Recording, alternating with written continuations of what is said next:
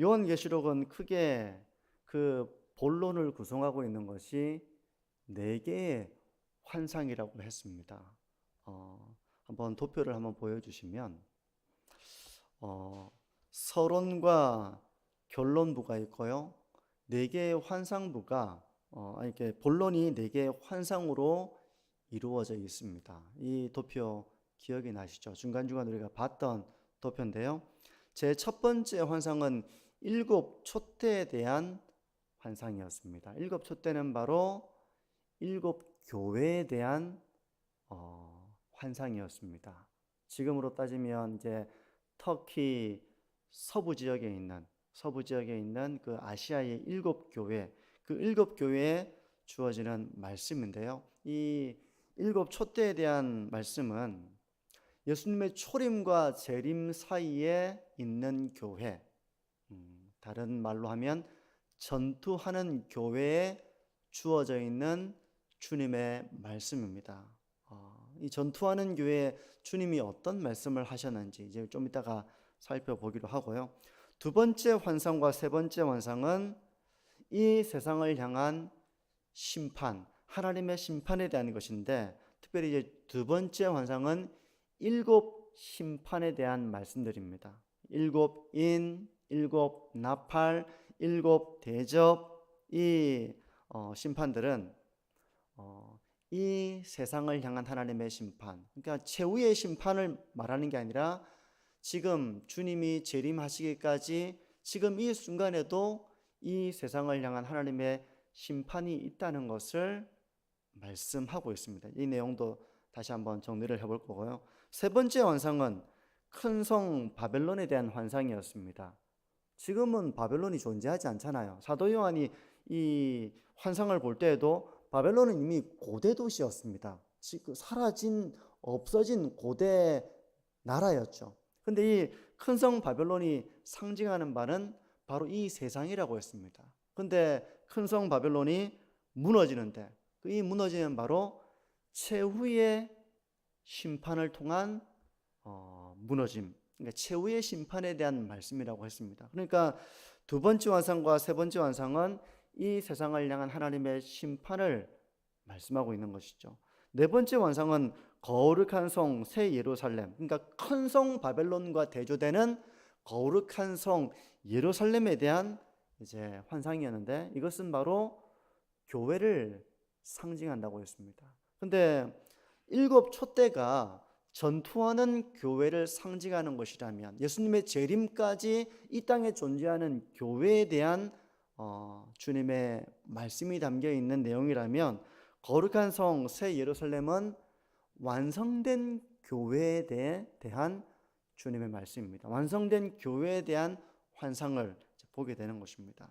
그리고 결론부가 있는 것입니다. 대략적으로 좀 생각이 나실지 모르겠습니다. 그러니까 크게 따져보면 교회와 세상에 대한 말씀이에요. 그러니까 교회에 대한 말씀, 주님이 재림하시기까지 교회에 주시는 말씀이 바로 일곱 촛대에 대한 환상이고요. 하지만 이것이 끝이 아니라 장차 완성될 그 아름다운 교회에 대한 환상, 그게 바로 거룩한 성 새 예루살렘에 대한 환상, 교회에 대한 일단 메시지가 있고요. 크게 보자면 또 세상에 대한 메시지도 있다고 했습니다. 세상에 대한 메시지, 하나님이 이 세상을 공의롭게 심판하신다는 것입니다. 그러면 서론부터 한번 전체적으로 이제 한번 조금 요약 정리를 좀 더 구체적으로 한번 해보려고 하는데요. 오늘 우리가 읽었던 본문이 서론부 중에 한 부분입니다. 1장 1절에서 8절까지인데, 서론부의 핵심은 사도 요한이 기록한 이 요한계시록이 성부 하나님께서 예수 그리스도를, 성부 하나님과 성자 예수 그리스도를 통해서 사도 요한에게 주어진 계시라는 것입니다. 그러니까 이건 하나님의 말씀이라는 것을 말하는 것입니다. 근데 계시라고 하는 뜻이 드러낸다는 뜻이잖아요. 드러낸다, 계시. 그러니까 요한계시록에는 상징이 상당히 많습니다. 뭐 바다에서 짐승이 올라오고 머리가 7개 달려 있고, 뭐 용이 나오고, 막 해를 관으로 쓰고 있는 이런 여자가 나오고 이런 환상으로 가득 차 있지만 상징으로 가득 차 있지만 그럼에도 불구하고 이것은 하나님이 하나님의 뜻을 밝히 드러내기 위한 계시, 하나님의 말씀이라는 것입니다. 그러니까 하나님은 교회에 하나님의 뜻을 밝히 드러내시기 위해서 이 요한계시록, 이 요한에게 이 환상을 통해서 하나님의 계시를 보여주신 것입니다. 그러니까 이 교회가 지금 처해 있는 이 환경에 대한 분별력을 가지고 또 어떻게 이 상황을 이겨내야 되는지, 이 세상을 하나님께서 어떻게 다스리시고 계신지 이런 것들을 교회에 말씀하시기 위해서 주신 하나님의 계시인 것입니다. 때문에 교회는 이 요한계시록의 말씀을 읽고 듣고 지켜야 한다는 것입니다. 왜냐하면 하나님께서 교회에 주신 말씀이기 때문에 요한계시록에 있는 위로와 소망의 말씀을 가지고 믿음을 잘 지키고 영적인 싸움을 싸워나가고 신령한 것을 분별하고 악한 것들을 분별하고 그리고 이 세상을 주관하시는 분이 하나님이시라는 것을 믿고 의지하고 그렇게 이 말씀을 읽고 듣고 말씀이 주는 그런 교훈을 따라서 소망을 따라서 순종하는 삶을 살 때 복이 있다. 그렇게 말씀하는 것입니다. 이제 이게 결론부에도 한 번 더 반복이 됩니다. 그러면서 이제 본론에는 4개의 환상이 있다고 했는데요. 첫 번째 7 촛대에 대한 환상을 이제 다시 한번 정리를 해보면 7 촛대는 그 아시아에 있는 7 교회에 주신 말씀이잖아요. 에서버두 사빌라 이렇게 해서 에베소 서머나 해가지고 라오디게아까지 7 교회에 주신 말씀인데 이것이 바로 요한계시록 2장과 3장에 기록되어 있는 말씀입니다. 그러니까 이것은 당시에 실제 존재하는 교회들에게 주신 말씀이기도 하지만 이 7이라는 숫자가 가지고 있는 상징은 예수님의 초림과 재림 사이에 있는 모든 교회에도 동일하게 적용되는 불변한 하나님의 진리라는 것을 말한다고 했습니다. 그래서 우리는 아시아의 7 교회에 주신 이 주님의 말씀을 통해서 우리 자신을 돌이켜보면서 주님이 오실 때까지 우리가 어떤 삶을 살아가야 되는지 이 말씀을 통해서 우리가 주님의 교훈을 깨달을 수 있다는 것이죠. 그래서 주님께서 이 교회들에게 주신 칭찬의 말씀을 통해서는 우리가 이렇게 우리가 신앙을 지켜야 되겠구나. 또 책망의 말씀에 대해서는 우리가 경고를 삼으면서 그렇게 신앙의 길을 걸어가야 한다는 것이죠. 7 교회 주신 그 내용을 아주 간략하게 한번 정리를 해보면 에베소 교회는 어떤 칭찬을 들었습니까? 에베소 교회는 아름다운 행위가 있고 수고가 있고 인내가 있는 그런 교회였습니다. 그들의 아름다운 수고와 인내와 행위에 대해서 주님은 칭찬하셨습니다. 우리가 참 이 땅을 살아가는 동안 수고하고 인내하고 참 그 행위에 아름다운 열매를 맺는다는 것이 쉽지 않다는 걸 아실 거예요. 쉬운 일이 아닙니다. 근데 주님은 그런 에베소 교회를 칭찬하시는 것입니다. 그러니까 우리가 이런 말씀을 통해서 참 수고하고 견뎌내고 또 행위의 아름다운 열매를 맺는 이 일이 쉽지 않지만 주님께서 그것을 귀하게 보신다는 것을 기억하면서 우리가 인내하고 수고하고 행위의 아름다운 열매를 맺기 위해 은혜를 구하는 삶을 살아야 한다는 것이죠. 또 서문화 교회는 가난한 교회였지만 주님께서 부유한 교회라고 칭찬하셨습니다. 그러니까 그들은 물질적으로는 가난했을지 모르지만 영적으로는 부유한 교회였습니다. 어떤 사람 보면은 상당히 다른 사람을 부유하게 해주는 사람이 있어요. 다른 사람을 부유하게 해주는 사람인데 그 사람이 꼭 뭐 가진 것이 많아서 그렇다기보다는 영적으로 부유해서 다른 사람을 풍성하게 해주는 그런 사람이 있는데 바로 서문화 교회는 그런 교회였습니다. 그러므로 우리가 가진 것이 많지 않다 하더라도 우리가 영적으로 부유한 자의 삶을 살아야 한다는 것을 주님은 가르쳐주고 계신 것입니다. 나도 어려움 가운데 있지만 다른 사람을 부유하게 해주는 이 삶을 우리가 쉽지 않지만 그렇게 순종하며 살아가는 것을 주님이 귀하게 보신다는 것입니다. 또 버가모 교회는 죽기까지 신앙을 지킨 순교자가 있는 교회였습니다. 신앙을 지킨다는 것이 참 어려운 것입니다. 신앙을 안 지키는 것이 있고 신앙을 지키는 것은 참 어려워요. 근데 버가모 교회는 죽기까지 신앙을 지켰던 그 순교자가 있는 교회였는데요. 우리가 이 땅에서 신앙의 길을 걸어가다 보면 이렇게 희생하고 또 이렇게 참 죽기까지 복종해야 되는 이런 신앙의 길을, 자기 십자가를 지고 자기를 부인하고 신앙의 길을 걸어가야 되는 순간들이 참 많습니다. 주님께서 그러한 모습을 기뻐하시고 귀하게 보신다는 것입니다. 빌라델비아 교회는 작은 능력으로도 주님께 순종한 교회였습니다. 난 능력이 없어서 능력이 많은 사람이 그 일을 할 것이고 나는 능력이 부족해서 못합니다. 우리가 이렇게 말하는 경우가 많겠지만 빌라델비아 교회는 작은 능력으로도 주님께 순종한 교회라고 이렇게 칭찬을 받았습니다. 그래서 우리가 꼭 능력이 많은 교회가 귀하게 쓰임을 받는다기보다는 능력이 작더라도 작은 능력이라도 순종하는 삶을 살아갈 때 귀하게 쓰임 받는 교회가 되는 것입니다. 제가 이 말씀을 보면서 우리 교회가 이렇게 칭찬받는 교회의 모습이 참 되면 좋겠다. 우리 교회를 보면 에베소 그 서문화 교회처럼 우리가 엄청난 부를 가지고 있고 막 의리의리한 건물을 가지고 있고 편리하게 이 모든 사역을 하는데 재정이 풍성하고 그런 것은 아니잖아요.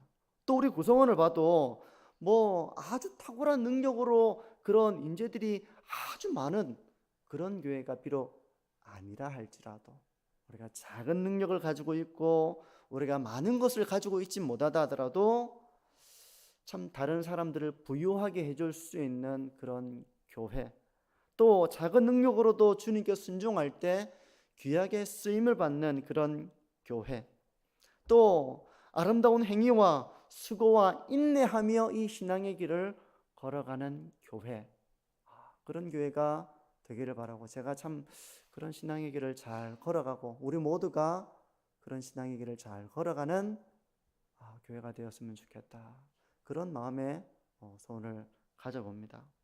그런가 하면 이렇게 칭찬도 있지만 7교회에 주어져 있는 책망도 있었습니다. 에베소 교회는 겉으로 볼 때 이렇게 신앙생활을 잘 하는 것처럼 보였지만 그들의 내면 가운데 처음 사랑을 잃어버렸다는 주님의 책망을 받았습니다. 그러니까 마음에 그 뜨거웠던 은혜를 체험하고 신앙의 길을 걸어갔던 그 모습이 점점 퇴색한 그런 모습에 대해서 주님은 책망하신 것입니다.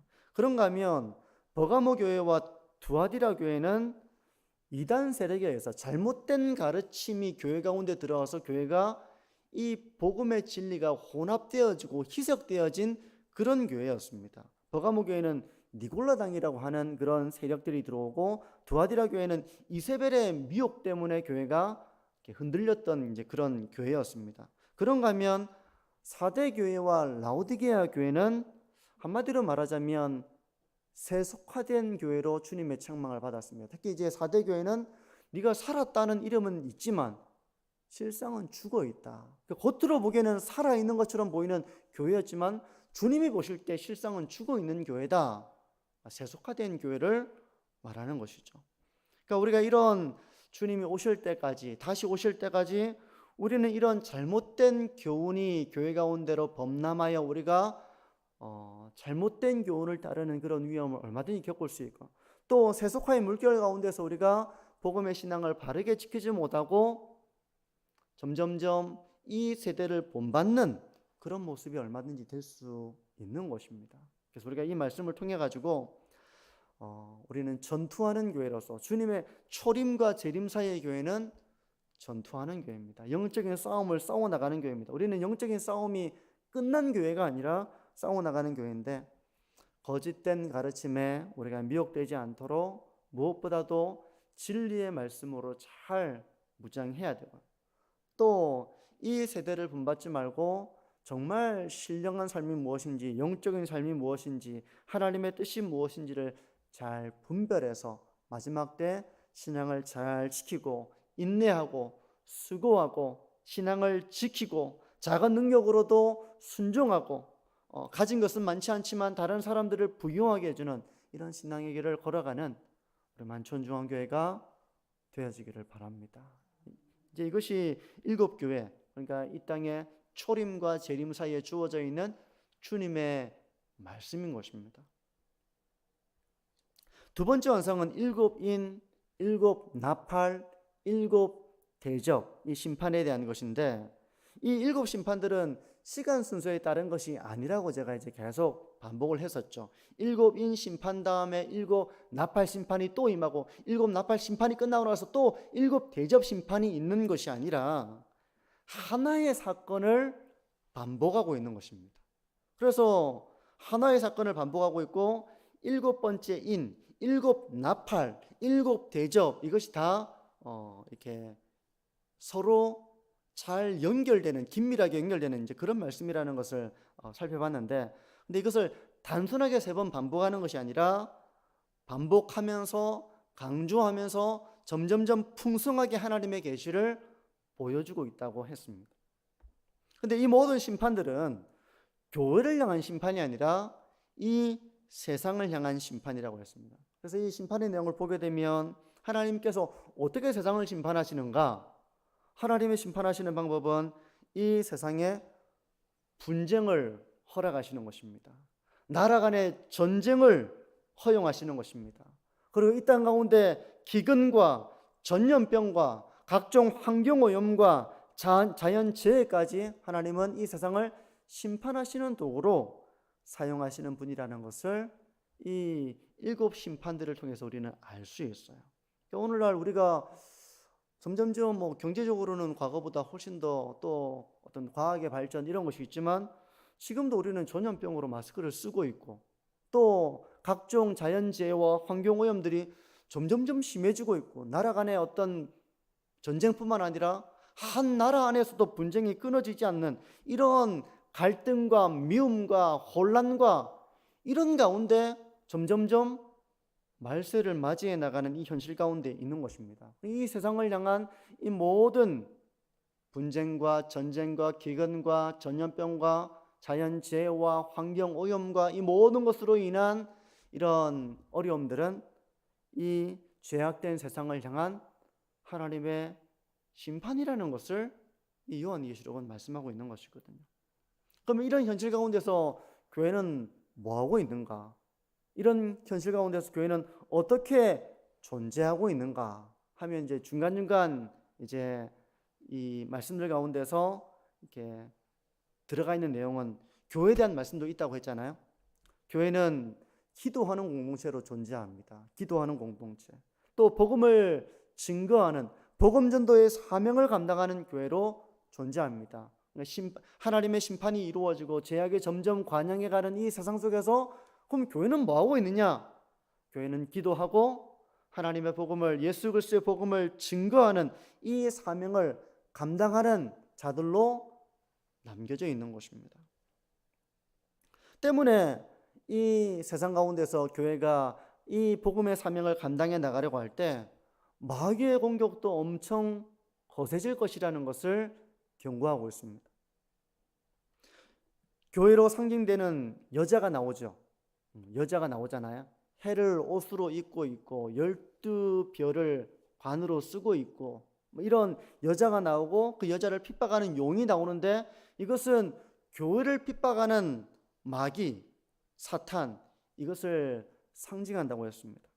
하지만 사탄이 교회를 공격할 것이지만, 미혹할 것이지만, 핍박할 것이지만, 교회는 하나님의 보호하심 가운데 안전함을 누린다는 것을 요한계시록은 위로로 말씀해주고 있습니다. 그런데 이 안전함이라고 하는 것은 구원을 잃지 않는다는 영적인 안전이지, 물리적으로 어떤 핍박도 없고 어떤 어려움도 없고 순교도 없고 그런 고난도 없고 이런 안전을 말하는 것은 아니라고 했습니다. 때문에 사도들이 복음을 전하는 가운데에서 그들의 영혼을 하나님께서 강하게 붙잡아 주셨지만 그들이 복음을 전하는 동안 감옥에도 갇히고 많은 어려움을 당했던 것은 이 안전함이라고 하는 것이, 이 보호함이라고 하는 것이 영적인 보호이지 아무런 어려움도 없고 핍박도 없고 미움도 없고 옥에 갇히는 일도 없고 그런 물리적인 핍박이 없는 그런 안전함은 아니라고 했습니다. 하지만 그럼에도 불구하고 이 복음의 사명을 잘 감당해 나가는 것이 충성스러운 교회의 사명이라는 것을 주님은 말씀하고 있는 것입니다. 이제 세 번째 완상은, 두 번째 완상이 주님의 재림까지 이 세상에 있을 하나님의 심판, 이 심판이 점점점 강해지는 것이죠. 하나님은 여러 가지 수단을 통해서 이 세상을 심판하고 계시는 것입니다. 하지만 이 세 번째 완상은 큰 성 바벨론에 대한 심판이라고 했는데요. 여기서 바벨론은 죄악된 이 세상을 상징하고 있습니다. 바벨론은 한 도성이지만 죄악된 이 세상을 상징하고 있는 것입니다. 공중권세 잡은 마귀가 지배하는 이 세상의 나라를 상징하는 것이 바로 큰 성 바벨론입니다. 그런데 이 큰 성 바벨론이 무너진다는 것이죠. 최후의 심판을 통해서 결국은 이 세상이 무너진다는 것입니다. 그러므로 두 번째 이 환상이 일곱 심판에 대한 이 말씀이 세상을 향한 점진적인 하나님의 심판을 담고 있다면 이 큰 성 바벨론 심판은 예수님의 재림과 함께 이루어질 최후의 심판을 말씀하는 것이라고 했습니다. 주님께서 이 바벨론 심판을 통해서 알려주시는 바는 뭐겠습니까? 큰 성 바벨론, 이 세상의 도성은 결국은 멸망하고마니 너희들은 이 세대를 본받지 말고 이 세상 사람들이 살아가는 것을 따라가지 말고 이 도성의 죄에 참여하지 말고 이 세상의 세속화에 휩쓸리지 말고 이 세상의 문화와 정신과 사상에 빠지지 말고 너희들은 하나님의 선하신 뜻을 분별하여 거룩한 삶을 살아야 한다. 그런 교훈을 주시기 위해서 이런 말씀을 하고 있는 것입니다. 그런데 우리가 하나님의 은혜에서 멀어지게 되면 우리도 모르는 사이에 점점 세상에 빠져들기가 쉽습니다. 세상 사람들이 행복해 보이고 그들이 좀 편하게 사는 것처럼 보이고 저들처럼 나도 살고 싶다. 맨날 교회 가서 봉사하고 하루 종일 주일날 예배드리고 나도 좀 쉬고 싶고 이게 훨씬 더 이제 우리가 은혜에서 멀어지게 되면 그런 삶이 훨씬 더 자유로워 보이고 편해 보이고 훨씬 더 안식을 누리는 삶처럼 생각되기 쉽다는 것입니다. 세상 사람들의 사치와 허영 이런 생각에 우리도 사로잡히기가 쉬운 것입니다. 신령한 즐거움을 알지 못하기 때문에 자꾸만 세상이 주는 즐거움을 추구하려고 하는 이 어리석음에 우리가 얼마든지 빠질 수가 있는 것입니다. 그럴 때마다 교회는 다시 그러한 자신의 모습을 회개하고 거룩한 길로 나아가야 한다는 것을 말씀하는 것입니다. 왜냐하면 이 세상의 모든 것들은 다 최후의 심판을 당할 것이기 때문에 우리가 이 세상의 일에 동참하고 그들과 함께 그 넓은 길을 걸어가서는 안 된다는 것을 교훈하는 것이 바로 이런 메시지에 담겨있는 의미인 것입니다. 한번 정리를 해보면 첫 번째 완상이 교회에 대한 것이었고요. 전투하는 교회. 두 번째 완상과 세 번째 완상이 이 세상에 대한 하나님의 심판을 주로 다루고 있고 그 가운데서 교회가 가지고 있는 사명이 무엇인가를 말씀하고 있다면 이 네 번째 환상은 완성된 교회에 대한 환상입니다. 완성된 교회는 전투하는 교회가 현재의 고난을 겪고 있지만 완성된 교회는 장차 나타날 그 영광을 누리고 있는 교회라고 말씀하고 있는 것이죠. 그래서 다시는 눈물이 없고 애통하는 것이 없고 사망이나 곡하는 것이나 이런 것이 다시는 없는 그런 삶을 영원토록 누리게 될 것이라는 것을 소망하게 해주는 말씀인 것입니다. 이 땅의 교회는 주님의 신부임에도 불구하고 우리는 완전하지가 못합니다.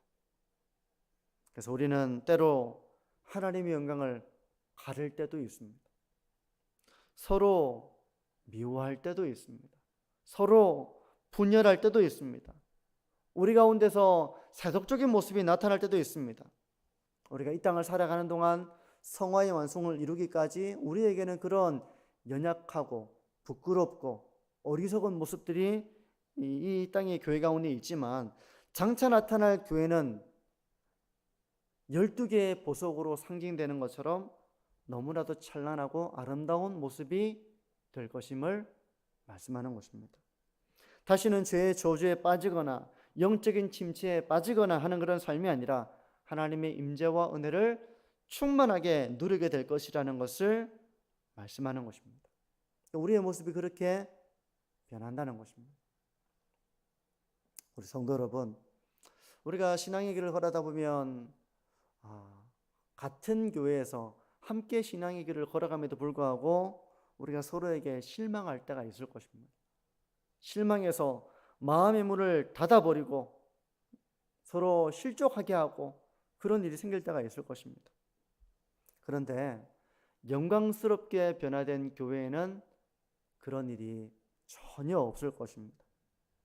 우리가 서로를 바라볼 때 영광스러운 모습으로 12개의 보석과 같은 그런 모습으로 우리는 서로를 만나서 교제하게 될 것입니다. 현재에는 고난과 어려움이 있지만 장차 나타날 영광을 바라보며 우리가 주의 몸된 교회를 사랑하는 그 길을 잘 걸어가야 할 것입니다. 이게 이제 본론 부분에 있는 네 가지 환상이었고요. 이제 결론 부분에서는 하나님의 말씀을 지키는 자가 복이 있다. 이 사실을 한 번 더 반복합니다. 그래서 이 예언의 말씀을 임봉하지 말고 모든 성도들이 듣고 깨닫도록 하며 주님이 오시는 그날까지 이 복음의 사명을 잘 감당하는 교회가 되어야 한다.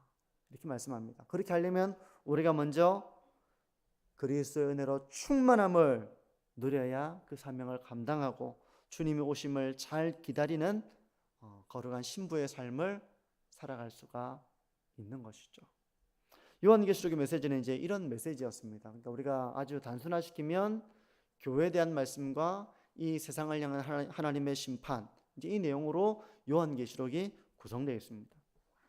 요한계시록의 주제는 비록 이 땅의 교회들은 전투하는 교회로서 핍박을 당하기도 하고 고난을 당하기도 하지만 칭찬받는 교회들처럼 끝까지 영적인 싸움을 싸우고 잘 인내하고 주님께 순종하는 그런 삶을 살아가야 한다는 것을 말씀하고 있는 것입니다. 그리고 이 세상을 바라볼 때 교회는 핍박을 당하고 있고 신앙을 지키는 것 때문에 참 거센 그런 저항을 당하고 예수 그리스도의 복음을 전한다는 이유만으로 그런 핍박을 당하지만, 그래서 세상이 일시적으로는 승리하는 것처럼 보이지만 하나님은 이 세상을 계속해서 심판하고 계시고 결국은 최후의 심판을 통해서 이 세상을 심판할 것이니 너희는 이 세상의 이 세대와 이 세상의 문화와 가치와 그들의 제약된 삶을 따라서는 안 된다. 이 교훈을 요한계시록은 주고 있는 것입니다. 그리고 결국 믿음을 지킨 자들이 완성된 교회에서는 어떤 삶을 살 것인가 했을 때 너무나도 영광스러운 삶을 살게 될 것이며 영원한 안식을 누리게 될 것이며 더 이상 눈물이 없고 애통하는 것이 없는 그런 삶을 우리가 바라보면서 끝까지 믿음을 잘 지키고 소망 가운데 살아갈 것을 격려하는 메시지가 바로 요한계시록의 말씀이라고 했습니다. 이제 오늘 말씀을 정리할게요. 오늘은 요한계시록의 말씀을 오늘 비록 한 번만 설교를 듣는다 하더라도 요한계시록의 전체 내용을 한눈에 좀 이렇게 들여다보기 위해서 좀 요약하는 설교를 했는데요. 우리가 이 시대를 잘 분별해야 되겠습니다. 점점점 한국 교회도 점점점 유럽의 교회들처럼 이렇게 점점점 쇠퇴하는 그런 분위기 속에 있습니다. 학교에서 신앙을 가지고 있는 아이들이 몇 명 되지 않습니다. 한 두세 명 정도 많아도 5명이 안 될 거예요. 신앙을 가지고 있는 아이들이 얼마 되지 않고 신앙을 가지고 살아가기가 참 점점점 어려워지는 그런 현실입니다. 세상에 흥청망청 살아가는 모습이 되게 편해 보이고 신앙을 지키고 아름다운 행위의 열매를 맺고 수고하고 인내하고 이렇게 순종의 길을 걸어가는 것이 너무나도 치열한 영적인 전쟁과 같은 이런 현실 가운데 있지만 낙심하지 말고 주님을 의지하고 하나님의 말씀을 읽고 듣고 그 말씀이 주는 위로와 소망을 붙잡고 교훈과 경고를 마음에 새기고 그리하여 믿음의 싸움을 잘 싸워나갈 것을 격려하는 것입니다.